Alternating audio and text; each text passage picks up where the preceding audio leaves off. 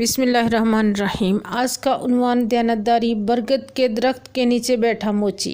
पुराने वक्तों की बात है जब शहरों में शोर नहीं था, न बिजली की तेज़ रोशनी थी, न गाड़ियों का शोर था। लोग सुबह सूरज के साथ जागते और शाम सूरज ढलने से पहले अपने घर लौट आते।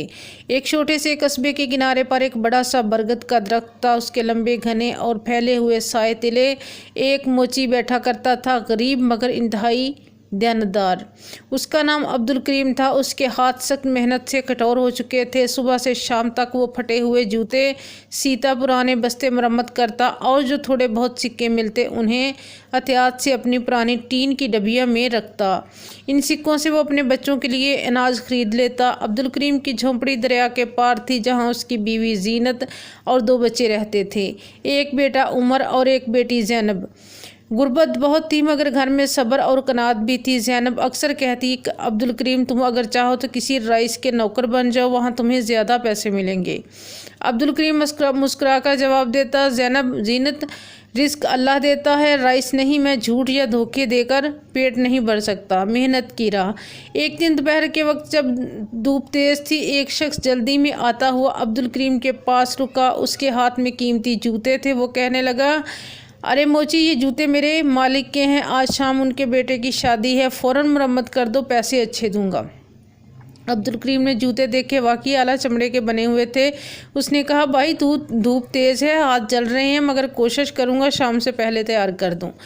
उस शख्स ने जूते छोड़े और चला गया। अब्दुल करीम ने काम शुरू किया। सूरज ढलने लगा, परिंदे वापस घोंसलों को लौटे, मगर वो लगा रहा। आखिरकार जूते तैयार हो गए।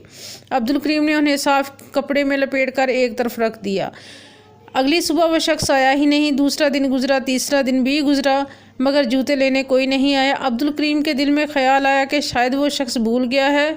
जूते बहुत कीमती थे, अगर वो चाहता तो बेचकर कई दिनों का खर्च निकाल सकता था। मगर दिल से आवाज़ आई, ये अमानत है, इसे बेचना गुनाह होगा।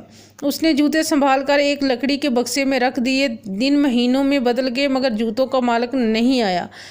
फिर एक दिन कैद पड़ गया। बारिशें रुक गईं, खेत सूख गए। अब्दुल करीम के पास ना अनाज बचा, ना मजदूरी। बच्चे भूख से सो जाते। जीनत ने आंसू भरी आंखों से कहा, ये जूते बेच दो, किसी को क्या पता कि ये किसके हैं।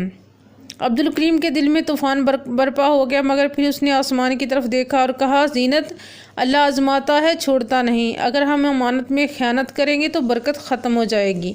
उसी रात उसने सजदे में गिरकर दुआ की, या अल्लाह तू रिज़्क़ देने वाला है, हमें सब्र और हलाल रोज़ी अता फरमा।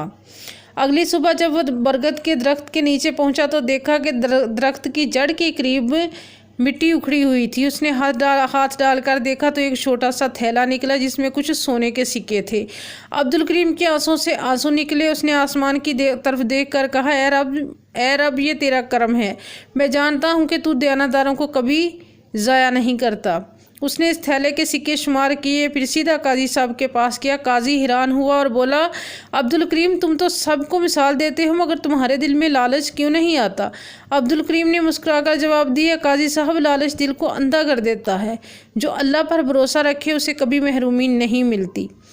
कुछ दिन बाद वही रईस आया जिसके मुलाजिम ने जूते दिए थे। उसने अब्दुल करीम को पहचाना और कहा, ए नेक आदमी, मेरे नौकर का इंतकाल हो गया है, वह तुम्हारे पास जूते छोड़ गया था। क्या वो अब भी तुम्हारे पास हैं? अब्दुल करीम ने फ़ौरन बक्सा खोला, वही जूते निकाले और कहा, ये लीजिए साहब, अमानत थी, मैंने हिफाजत की। रईस की आंखों में हैरत छा गई। उसने कहा, मैंने सुना था कि तुम जैसे लोग अब नहीं रहे। ये लो, ये तुम्हारी ईमानदारी का इनाम है। उसने वही सोने के सिक्के अब्दुल करीम को दे दिए, बिल्कुल वैसे ही जैसे दरख्त के नीचे मिले थे। अब्दुल करीम समझ गया कि ये अल्लाह की तरफ से इनाम है।